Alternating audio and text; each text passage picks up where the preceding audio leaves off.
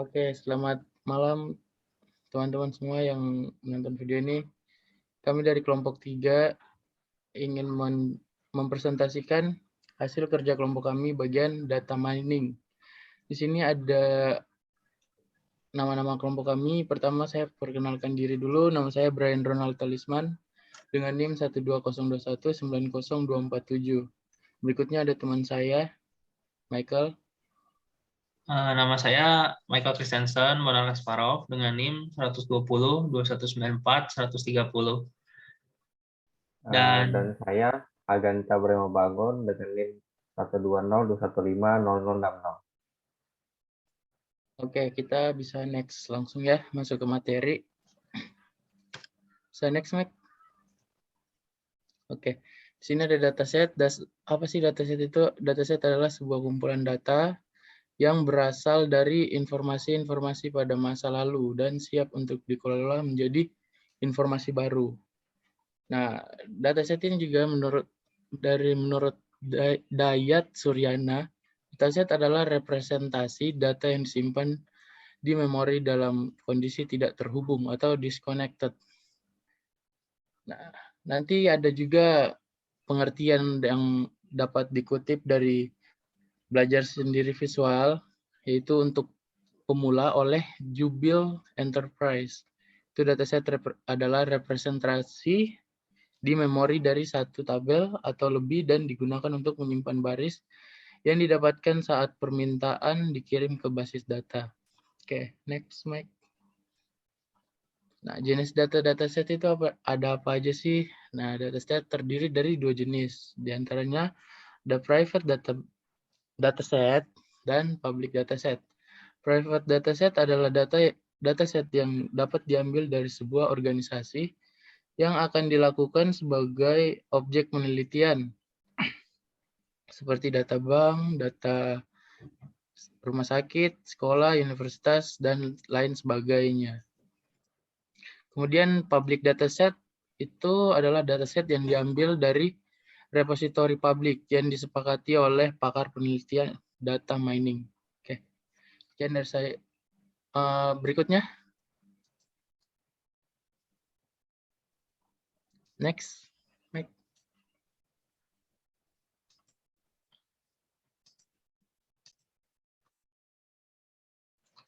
baik, kemudian di sini ada algoritma. Algoritma adalah proses atau serangkaian aturan yang harus diikuti dalam perhitungan atau operasi pemecahan masalah lainnya, terutama oleh komputer. Dengan kata lain, semua susunan logis yang diurutkan berdasarkan sistematika tertentu dan digunakan untuk memecahkan suatu masalah. Kemudian di sini ada jenis-jenis algoritma. Yang pertama, algoritma sekuensial. Algoritma sekuensial merupakan algoritma yang langkah-langkahnya secara urut dari awal hingga akhir. Langkah demi langkah yang dijalankan harus urut dari atas sampai bawah. Kemudian yang kedua, di sini ada algoritma perulangan. Algoritma perulangan merupakan suatu algoritma yang menjelaskan yang menjalankan beberapa langkah tertentu secara berulang-ulang atau looping pada masalah yang dihadapi. Ada pula sebuah langkah yang harus dilakukan secara berulang-ulang. Dan yang terakhir di sini ada algoritma percabangan atau bersyarat. Algoritma bersyarat merupakan algoritma yang menjalankan langkah berikutnya apabila terdapat syarat yang sudah dapat dipenuhi. Kemudian lanjut di sini ada decision tree. Decision tree adalah alat pendukung dengan struktur seperti pohon yang memodelkan kemungkinan hasil, biaya sumber daya, utilitas, dan kemungkinan konsekuensi. Decision tree merupakan salah satu algoritma pembelajaran terbaik berdasarkan berbagai metode pembelajaran. Baik, sekian dari saya penjelasannya. Kemudian akan dilanjutkan lagi oleh Bang Haganta. Ya, selanjutnya saya akan menjelaskan tentang decision tree, yaitu di dalam decision tree itu ada 2 jenis, yaitu yang didasarkan pada variabel target itu pohon keputusan variabel kategoris dan variabel kontinu. Nah, gimana sih yang soal variabel kategori itu, nah, jadi sebuah decision tree yang variabel kategori itu dia itu dibagi ke dalam kategori. Misalnya ada 2 kategori, yaitu ya dan tidak. Nah, dan selanjutnya ada decision tree variabel continue.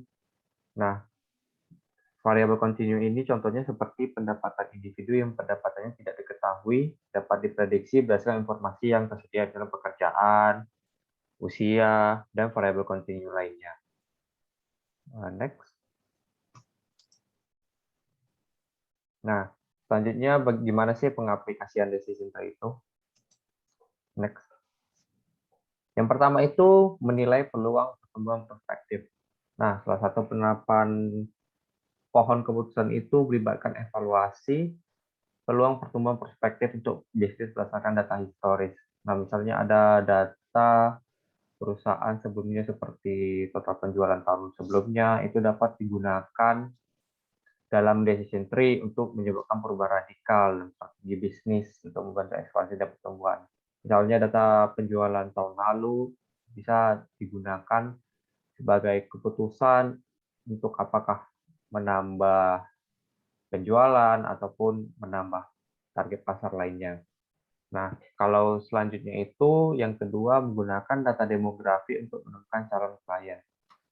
Nah, jadi untuk mengaplikasikan decision tree itu dapat menggunakan data demografi untuk menemukan calon klien. Nah, ini biasa digunakan dalam marketing, jadi bisa digunakan dalam proses segmentasi dan juga targeting dan proses-proses lain dan serta metode lain yang dapat menentukan calon klien kita selanjutnya. Dan selanjutnya yaitu yang ketiga berfungsi sebagai alat pendukung di beberapa bidang. Nah, di sini contohnya yaitu misalnya ada klien yang memberi pinjaman. Nah, pemberi pinjaman itu dapat menggunakan decision tree untuk memprediksi kemungkinan pelanggan gagal membayar pinjaman. Nah, misalnya kasusnya mungkin dalam pinjaman online, mungkin penyedia pinjaman online itu bisa menggunakan data-data sebelumnya untuk menilai seberapa besar peluang gagal ataupun peluang berhasilnya klien agar bisa membayar suatu pinjaman. Dengan menerapkan pembuatan model prediktif menggunakan data masa lalu klien. Ya, next. Nah, segitu tadi soal decision tree dan penjelasan teman-teman lainnya soal data mining. Terima kasih atas perhatiannya. Kami dari kelompok 3 mengucapkan terima kasih atas telah menyimak penjelasan kami. Selamat pagi, sore, siang, malam, terima kasih.